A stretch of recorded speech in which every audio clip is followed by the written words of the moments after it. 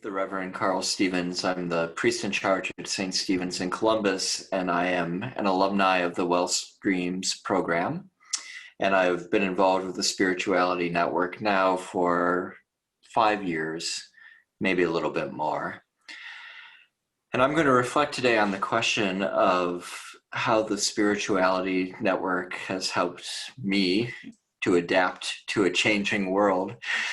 There are so many changes. Before these current changes brought about by the COVID-19 pandemic, we are already seeing large changes within the church. And as I've reflected on that, and as in my career, I've worked to sustain this community of church, which means so much to me, which is so vital to who I am and to the people who I get to be around all of the time. I've been asking the question of what will sustain us, what will help lead us into a new time, a new period, a new way of being.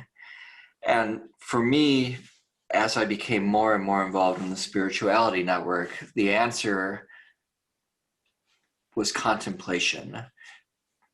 Finding the contemplative tradition in Christianity again helped me to know where my own people were, because I've always wondered, what kind of Christian am I? I'm not really an institutional person, although I serve an institution, and I'm not all of that political as a person. So where do I fit?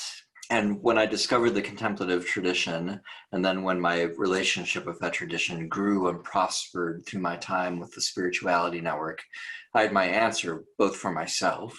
I knew where I fit, and I knew that I was not alone in the ways I thought or the ways I want to approach God, but instead surrounded by a great community of living people and then a great community of historic voices who had spoken about the contemplative approach to God.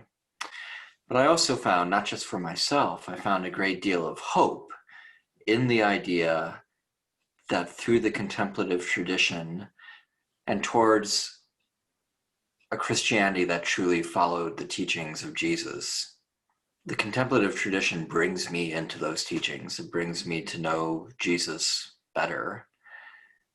And that is true of Christian contemplative teaching and practice, but it's also true of contemplative teaching and practice from a multitude of traditions.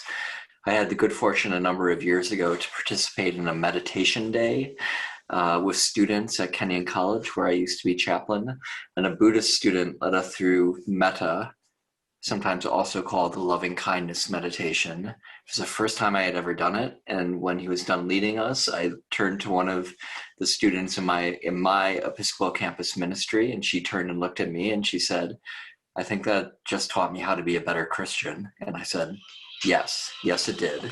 I agree completely.